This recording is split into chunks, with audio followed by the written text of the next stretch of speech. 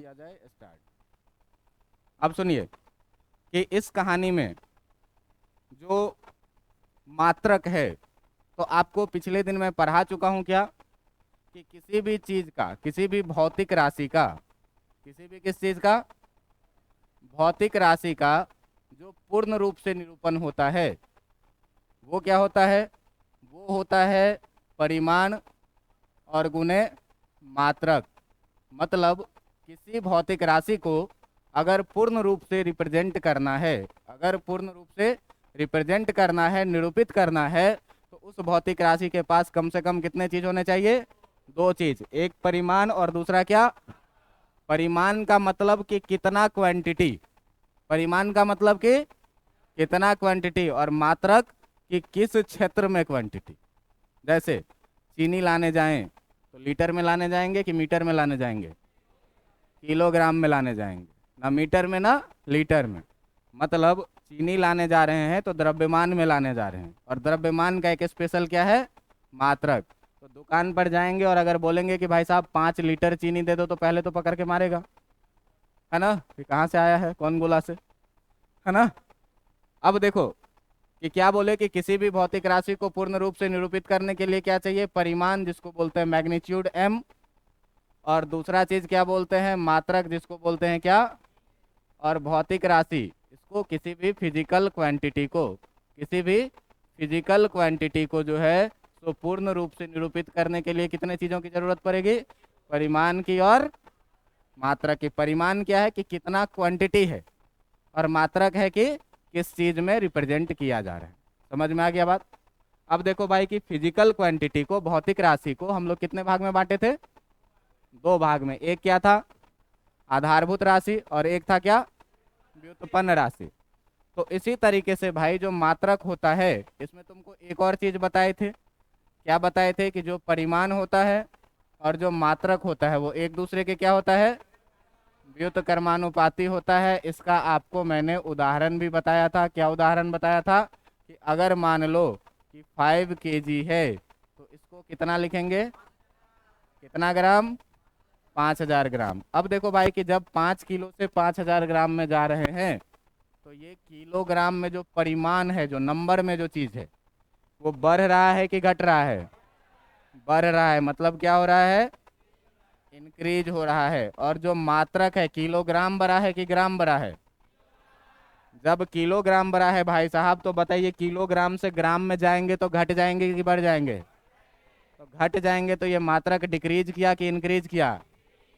अब आपको पता होगा कि एक के बढ़ने से दूसरा घट रहा है, एक के बढ़ने से दूसरा, तो ये समानुपाती होगा कि व्युत्क्रमानुपाती होगा, व्युत्क्रमानुपाती होगा। कुछ लोग बोल रहे हैं समानुपाती होगा, बोल रहे हैं कि नहीं, ईमानदारी से। आवाज कंपोजिट आया है, कंपोजिट आवाज आया है, ठीक ना। तो हमेशा याद क्या रखना है, व्युत्क्रमानुपाती। देखो समानुपाती जब लिखना है तो सीधे ए प्रोपोर्शनल बी, मतलब ए बी के क्या है, समानुपाती। और जब व्युत्क्रमानुपाती लिखना है तो A is inversely proportional to B, 1/b लिखना है, ठीक है। तो यहाँ 1/, में है, मतलब व्युत्क्रमानुपाती है। इतने चीजों पर हम लोगों ने बात कर लिया था। अब देखो कि केवल परिमाण से अपना काम नहीं चल रहा है, और ना केवल मात्रक से अपना काम चल रहा है ना।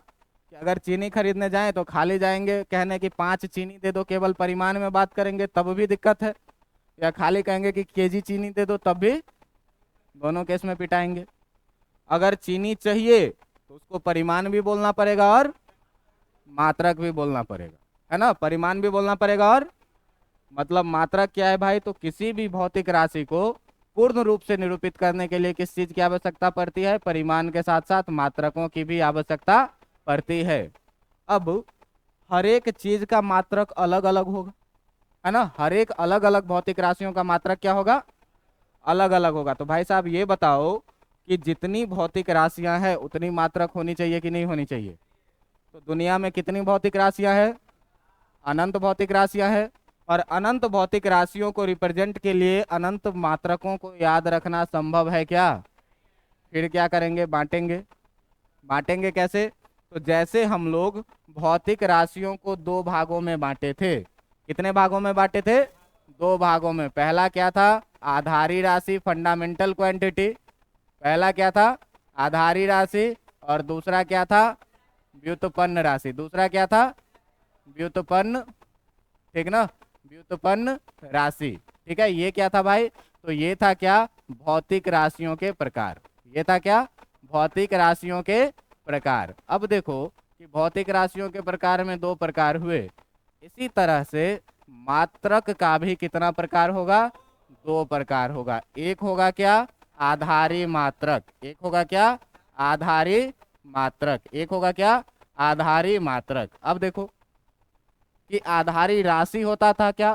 स्वतंत्र होता था, दूसरों पर निर्भर नहीं करता था। तो इसी तरह से जो है सो आपका आधारी मात्रक, पहला चीज क्या होगा? स्वतंत्र होगा। क्या होगा पहला चीज? स्वतंत्र मात्रक है। स्वतंत्र मात्रक है, इसका मतलब क्या? कि किसी अन्य पर निर्भर नहीं करता है। किसी अन्य पर निर्भर नहीं करता है। किसी अन्य पर निर्भर करता है कि नहीं करता है? निर्भर नहीं करता है। क्लियर है इतना? अब देखो कि आधारी राशियां कितने थी? 7। तो जितनी आधारी राशियां थी, आधारी मात्रक भी कितने होंगे? आधारी मात्रक भी कितने होंगे? आधारी मात्रकों की संख्या केवल 7 है। मात्रकों की संख्या कितनी है भाई? आधारी मात्रकों की संख्या केवल कितनी होगी?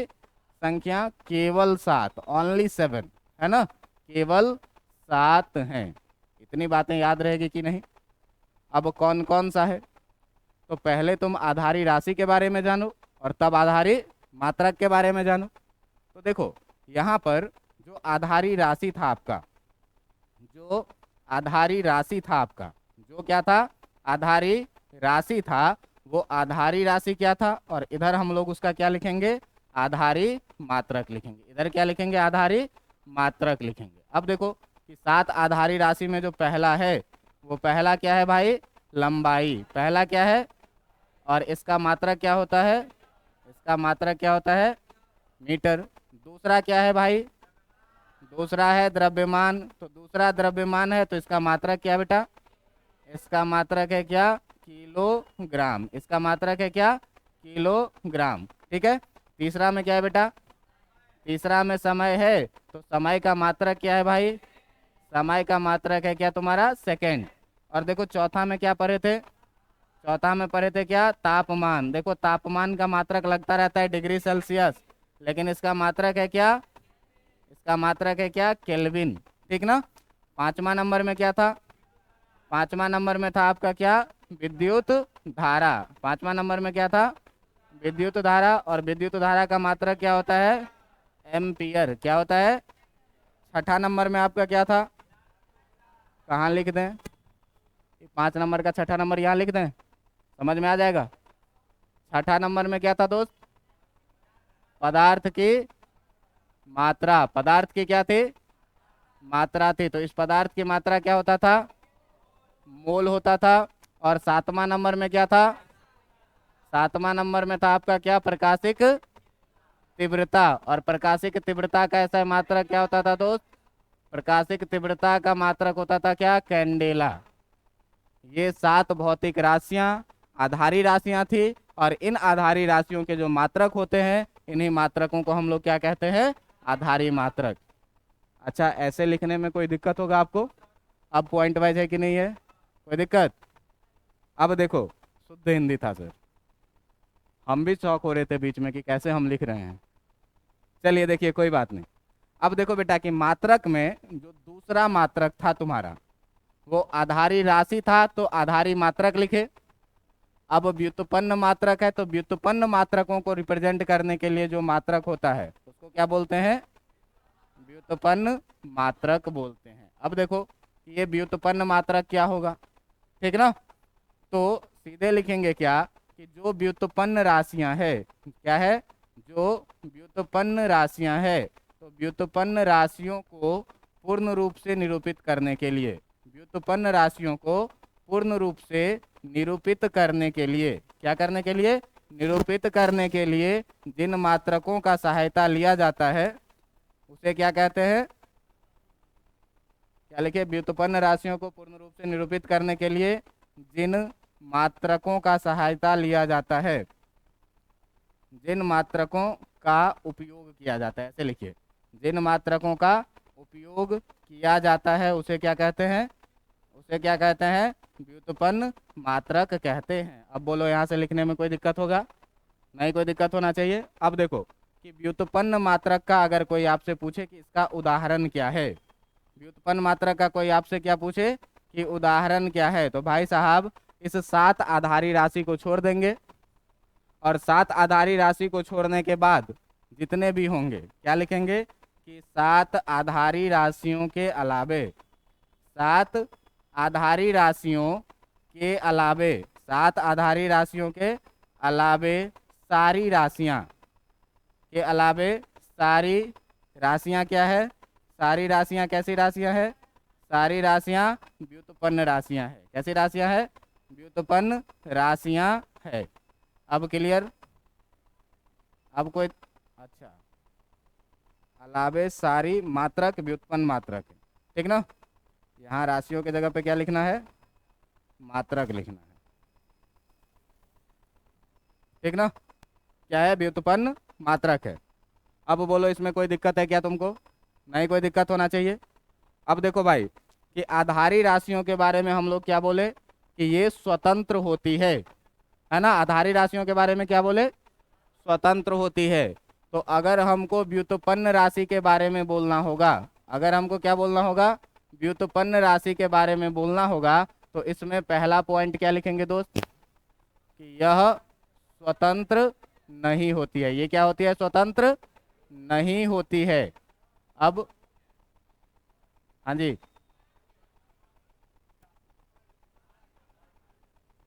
क्या बोल, अच्छा, मात्रक पर रहे ना, ये व्युत्पन्न मात्रक के बारे में बोल रहे हैं कि यह स्वतंत्र नहीं होती है, ठीक ना।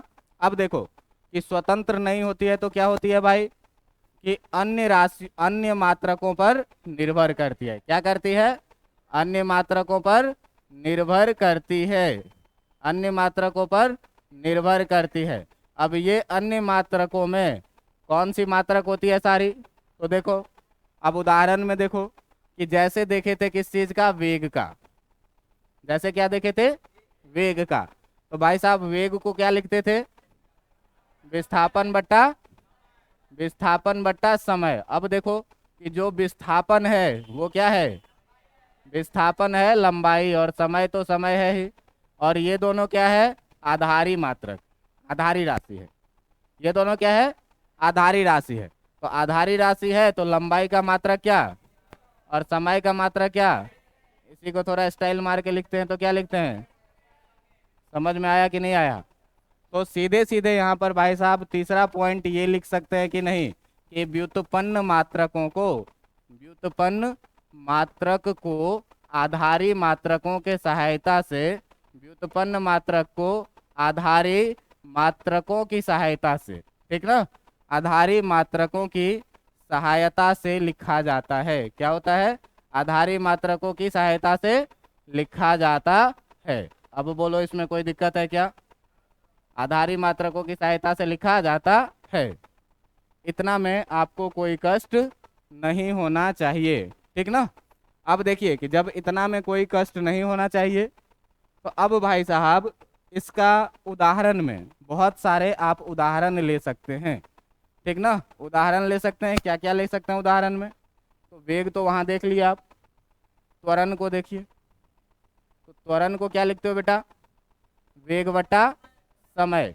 अब जब वेग बटा समय लिखते हो तो देखो वेग क्या है तुम्हारा, मीटर पर, और समय क्या होगा तुम्हारा, नीचे क्या है, सेकंड के नीचे कुछ नहीं है। तो अब देखो इसको अगर लिखेंगे मीटर पर सेकंड, और इनटू इसको पलट के लिखेंगे 1/सेकंड, तो ये कितना हो जाएगा भाई, मीटर पर सेकंड स्क्वायर। अब जरा सा ध्यान से देखो कि इस त्वरण के मात्रक में, त्वरण के मात्रक में जो मीटर है वो कैसा मात्रक है, और जो सेकंड है वो भी कैसा है।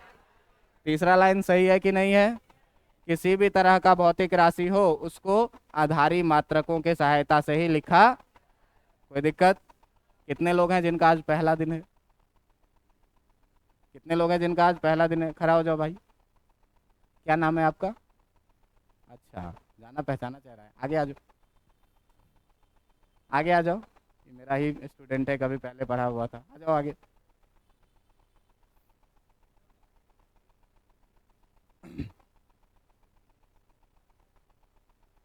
आ जाओ भाई, बैठो। समझ में आ रहा है कि नहीं आ रहा है? आ रहा है? हाँ, बाउंस नहीं ना कर रहा है? चलो कोई दिक्कत नहीं है, ये अच्छा लड़का है, ठीक ना? पर ये 1-2 दिन में समझ में आने लग जाएगा, ठीक है? ये कोई दिक्कत है इसमें? हाँ कि ना? जोर से बोलो, हाँ कि ना? नहीं है दिक्कत। अब देखो भाई कि यहाँ मात्रकों को दो भागों में बांटे, कैसे? जैसे आधारी राशि को निरूपित करने के लिए आधारी मात्रक, और व्युत्पन्न राशियों को निरूपित करने के लिए व्युत्पन्न मात्रक। इतना में कोई दिक्कत है? नहीं कोई दिक्कत है। अब देखिए कि इसके बाद हम लोग जो कहानी पढ़ेंगे वो थोड़ा इतिहास से आज तक की कहानियों को जोड़ के पढ़ेंगे, ठीक ना?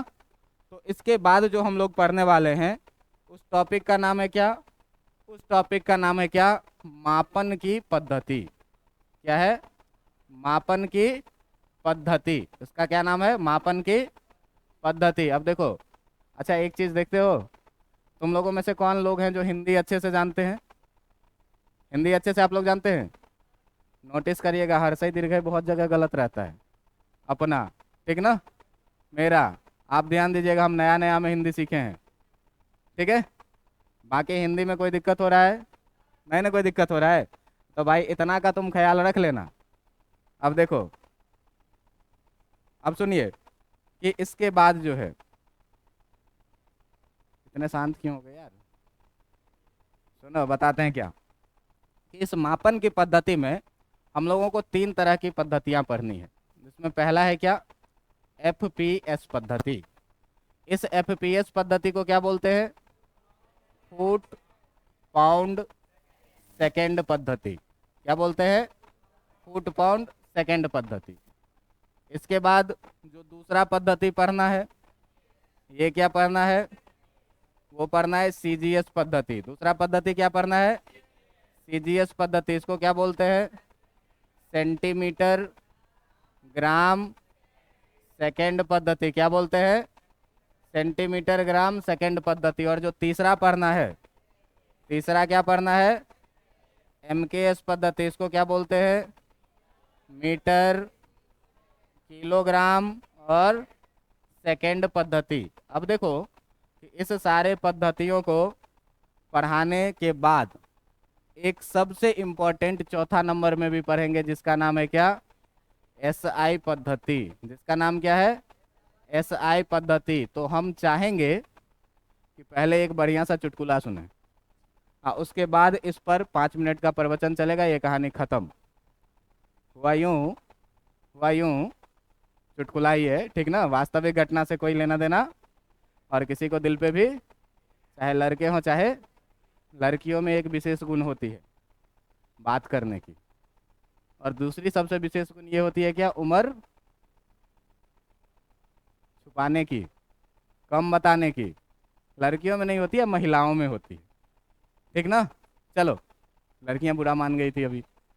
अब सुनो, तो हुआ क्या कि एक बार ट्रेन में जा रहे थे, हम 2 भाई थे, और ऊपर वाले बर्थ पे बैठे हुए थे, नीचे 2 महिलाएं बैठी हुई थी।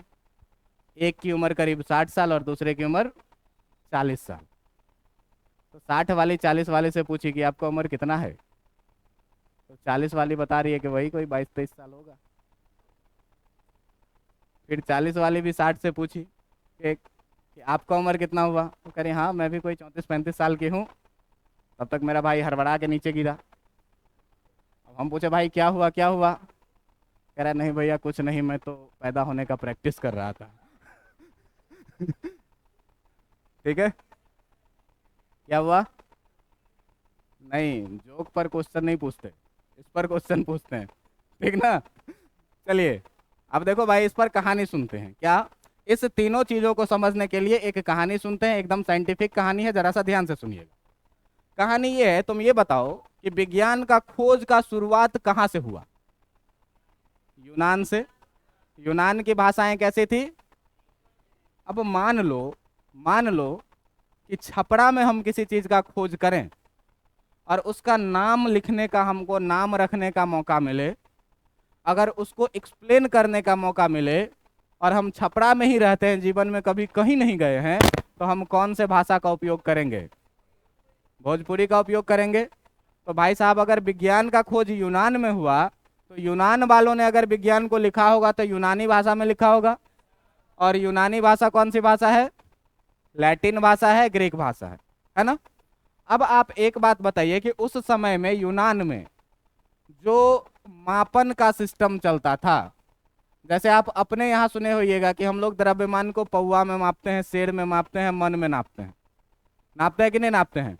ऐसे यूनान में जो उस समय लंबाई को लोग मापता था, वो किस में मापता था? जो द्रव्यमान को मापता था वो, और जो टाइम को मापता था वो। अब देखो कि केक खरीदने जाते हो कि नहीं जाते हो? बर्थडे मनाते हो कि नहीं मनाते हो? क्या आज से 50 साल पहले भी अपने यहाँ कोई बर्थडे मनाता था? कहाँ से आया? पश्चिमी सभ्यता से। इसीलिए केक अभी भी किस में बनता है? समझ में आया कि नहीं आया? अब देखो कि इस सब के खोज से पहले दुनिया में एक खोज हुई, और इतना ब्लास्ट खोज हुई कि दुनिया के हाथ में लटक गई, जिसका नाम था क्या? घड़ी। और घड़ी का खोज हुआ तो पूरे दुनिया में अचानक से घड़ी क्या किया? एक्सप्लोर कर गया, फैल गया। अब फैल गया तो सब समय के बारे में जानने लगा, घंटा, मिनट, सेकंड। उस समय यूनान का लोग भी टाइम किस में जानता था? सब सेकंडे में है, देख लो टाइम। क्यों? ये किसका देन है? घड़ी के खोज का देन है। घड़ी का खोज हुआ और सब समय को किस में जानने लगा? लेकिन यूनान में लोग लंबाई को फुट में मापता था और द्रव्यमान को। अब उस समय की बात है क्या कि उस समय में हम लोगों का आपसी तालमेल, विचारों का विनिमय, आना जाना, टेलीफोन कॉल नहीं था, है ना। तो अब मान लो कि छपरा को अगर इंटरलॉक कर दिया जाए, तो तुमने जो छपरा में खोज किया वो खोज कहीं बाहर जाएगा क्या? यूनान से बाहर निकलेगा क्या? नहीं निकलेगा। तो जब तक साइंस यूनान में थी तब तक ये फुट पाउंड चलता रहा। धीरे धीरे समय बढ़ा। अब हम अगर कोई चीज खोज किए हैं, हम लोगों ने मिलकर कोई चीज खोज किया है, तो हमारे अंदर एक चुल सी मची रहेगी क्या कि पूरा दुनिया इस खोज को जाने, है ना। तो धीरे धीरे क्या हुआ कि विज्ञान का विकास हुआ, और धीरे धीरे विज्ञान दुनिया के देशों में भी आने लग गई, अन्य देशों में भी आने लग गई। तो अब अन्य देशों में आने लग गई, तो बताओ, तो हम अमेरिका में जाकर के बोले कि एक पौवा चीनी दो, तो क्या होगा? बहुत दिक्कत होगा सर, समझे में नहीं आएगा। तो अगर यूनान वाला फूट हमारे यहाँ आकर के बोले तो हमको समझ में आता क्या? उस टाइम पे नहीं समझ में आता। अब क्या हुआ कि यूनान में लोग फुट और पाउंड का तो उपयोग करते थे, लेकिन जैसे जैसे समय बीता, विज्ञान फैला, दूसरे जगहों पर भी आई, तो भाषाई समझ के कारण क्या हुआ, इसका फुट और पाउंड हर एक लोग नहीं जानता था। हर एक लोग क्या करता था? नहीं जानता था। हमारे यहीं आप समझ चले जाइए ना, आज से 200 साल पहले कोई किलोग्राम नहीं जानता होगा, कोई मीटर नहीं जानता होगा, है ना। क्या जानता था? पौवा सेर हमारे यहाँ चलता था, है ना। वैसे यूनान का बात हम लोग समझेंगे क्या? हमारा पौवा सेर यूनान वाला, अमेरिका वाला, फ्रांस वाला समझेगा क्या? नहीं समझेगा। तो जब दुनिया में फैलेगी तो मापन की ये पद्धति चलेगी क्या? नहीं चलेगी। तो ये मापन की पद्धति जब दुनिया में फैली तो बहुत अधिकांशतः लोग इस पद्धति को समझते नहीं थे। तो जब समझेंगे नहीं तो उपयोग क्या करेंगे? विज्ञान को क्या जानेंगे? नहीं जानेंगे। क्या हुआ? ये पद्धति खत्म हो गया। अब ये पद्धति खत्म हो गया तो मीटिंग बैठी कि भाई ऐसा करो कि तुम्हारे यूनान का खाली फूट सबको समझ में, कुछ ऐसा करो कि पूरा दुनिया उसको जाने। क्या करे? कुछ ऐसा करो कि पूरा दुनिया इसको क्या करे। तो कहा देखो ऐसा है कि सेंटीमीटर, ग्राम और सेकंड को लगभग पूरा दुनिया जानती है। तो पद्धति का मात्रक जो रखो अब से, वो किस में रखो? सीजीएस पद्धति में रखो। और सीजीएस पद्धति में रखने से फायदा तो हुआ कि दुनिया इसको जानने लग गए, लेकिन सीजीएस पद्धति से नुकसान कहाँ होने लगा कि अगर यहाँ से पटना का डिस्टेंस मेजर करना है और 70 किलोमीटर है मान लीजिए, तो इसको सेंटीमीटर में लिखेंगे तो आप सोच लीजिए कितना सेंटीमीटर होगा, बहुत बड़ा हो जाएगा। गलती से अगर कोई स्पीड निकालने बोल दिया तो कैलकुलेशन करने में हालत खराब हो जाएगा। गलती से अगर इस डाटा को कहीं स्टोर करके रखना पड़ा तो और दिक्कत हो जाएगा, होगा कि नहीं। तो इस मात्रक के पद्धति के, सीजीएस मात्रक पद्धति को लगभग लगभग पूरा दुनिया तो जानने लग गई, लेकिन इससे समस्या क्या उत्पन्न हुई भाई? कैलकुलेशन का प्रॉब्लम आ गया, बड़ा बड़ा डाटा आने लग गया। यहाँ से पटना तो छोटा डिस्टेंस ले, फिजिक्स में तो यहाँ से चांद तक की दूरी भी पढ़ते हैं, है ना। अब उस दूरी को अगर सेंटीमीटर में बदल दे तो सोच लो, 2-4 हजार किलोमीटर पन्ना पर 0-0 लिखना पड़ेगा कि नहीं? समस्या है कि नहीं है? समस्या का समाधान चाहिए कि नहीं चाहिए? फिर सब लोग कहा क्या कि भाई इससे क्या हो रहा है, डाटा बहुत बड़ा बड़ा हो रहा है, जिसके कारण कैलकुलेशन में प्रॉब्लम है, उस डाटा को स्टोर करके रखने में प्रॉब्लम है, और जब तक स्टोर करके रखेंगे नहीं तब तक आज आप कैसे इसको पढ़ेंगे, हमारे फ्यूचर्स कैसे इसको जानेंगे, है ना? तो समस्याएं आने लग गई हम लोगों के पास। और अब क्या चाहिए, इस समस्या का भी समाधान चाहिए। कहा कि भाई कुछ ऐसा करो कि इससे बड़ा यूनिट लिया जाए जिससे पूरा दुनिया जानती है। तो इस यूनिट को क्या किया गया, थोड़ा सा बढ़ाया गया। अब बढ़ाया गया तो इस सेंटीमीटर को किस में बदल दिया, इस ग्राम को किस में बदल दिया। टाइम तो भाई सेकंड में ही रहेगा, किसका दिन है? समझ में आ रहा है बात? अब ये डाटा एक तरह का हो गया, क्या हो गया, एक तरह का हो गया। अब कहा क्या कि देखो इससे हम लोग लगभग ठीक ठाक चल रहे हैं, इससे क्या चल रहे हैं, लगभग ठीक ठाक चल रहे हैं। तो मात्रकों के इस पद्धति का उपयोग किया जाए, किस पद्धति का, एमकेएस पद्धति का, ठीक ना? अब क्या होने लगा कि एमकेएस पद्धति उपयोग में आने लगी, कैलकुलेशन आसान हो गया, डाटा का स्टोरिंग आसान हो गया। लेकिन इन सारे पद्धतियों के बाद एकदम हो गया क्या, खिचड़ी। क्या? तो भाई कुछ लोग अभी भी एफपीएस जान रहे हैं, कुछ लोग अभी भी सीजीएस जान रही है, कुछ लोग अभी भी क्या कर रही है, एमकेएस जान रही है। अब चाहिए क्या कि विज्ञान का एक सूत्र है बेटा, किस चीज का, तो एकत्रीकरण का। विज्ञान क्या चाहती है कि हम कोई एक सूत्र बनाएं और इसी सूत्र से क्या हो, सारा कहानी सॉल्व हो जाए। इसी सूत्र से क्या हो, सारी कहानी सॉल्व। विज्ञान इस क्षेत्र में काम करिए, लेकिन कहता है क्या कि विज्ञान को समझने के लिए इसको भाग भाग में तुमको तोड़ के समझना पड़ेगा। तो अगर हम यूनिफिकेशन चाहते हैं दुनिया में, तो हम क्या चाहते हैं कि इतना खिचड़ी नहीं हो, कोई एक चीज रहे। तो पूरा वर्ल्ड ऑर्गेनाइजेशन की मीटिंग बैठती है और कहती है क्या कि अब से ये सब कहानी तुम लोग छोड़ो, एफपीएस की ये कहानी छोड़ो तुम, सीजीएस की, अब एडॉप्ट किसको करो, एमकेएस को। एडॉप्ट किसको करो, एमकेएस को। और इस पद्धति को एक नया नाम दे दो, क्या, एसआई पद्धति। अब क्या हुआ, एसआई पद्धतियां आ गई। अब एसआई पद्धतियां आ गई तो अब क्या है कि फिजिक्स के क्षेत्र में या किसी भी साइंस के क्षेत्र में डिफरेंट डिफरेंट साइंटिस्ट के कंट्रीब्यूशंस हैं, योगदान है, तब उनको भी सम्मान चाहिए। तो ये एसआई पद्धति में क्या किया गया कि बहुत सारे मात्रकों को अन्य अन्य साइंटिस्टों के नाम पर क्या किया गया, रख दिया गया। जैसे आप लोग 11th में पढ़े हैं एक chapter Newton's laws of motion. इस पूरे चैप्टर में आपको क्या पढ़ना है, फोर्स, केवल क्या पढ़ना है। और फोर्स का मात्रक तो सर कल हम लोग क्या पढ़े थे, केजी मीटर पर सेकेंड स्क्वायर। तो ये जो है एमकेएस पद्धति का मात्रक है।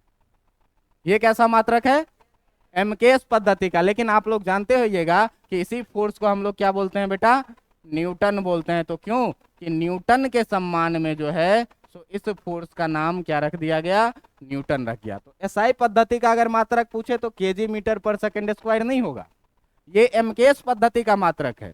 अगर आपसे एसआई मात्रक पूछे तो आप क्या बोलेंगे, न्यूटन है, क्योंकि ये न्यूटन के सम्मान में रखा गया। तो अब इस चारों मात्रकों की पद्धति में मेरे ख्याल से आपके मन में कोई संदेह नहीं रह गया होगा कि क्यों एफपीएस हटा, क्यों सीजीएस हटा, क्यों एमकेएस आया और एमकेएस से भी एसआई पद्धति क्यों बना। कोई मन में कोई डाउट है? बाकी बहुत इंपॉर्टेंट नहीं है। देखो इस एमकेएस में हम लोग लिखते हैं केजी मीटर पर सेकेंड स्क्वायर, इसको क्या बोलते हैं, न्यूटन, है ना।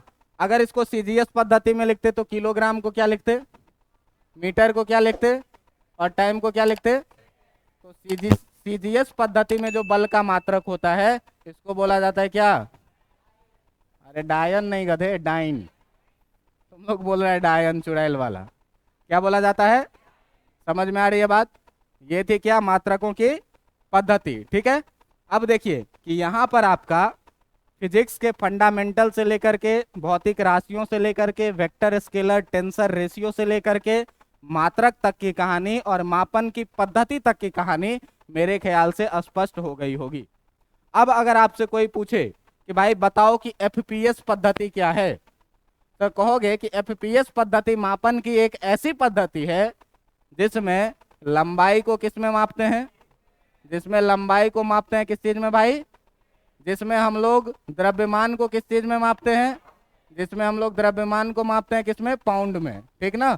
और जिसमें हम लोग समय को किस में मापते हैं, समय को मापते हैं किस चीज में भाई, बस हो गया। एफपीएस पद्धति की कहानी खत्म, किसी परीक्षा में पूछा नहीं जाएगा।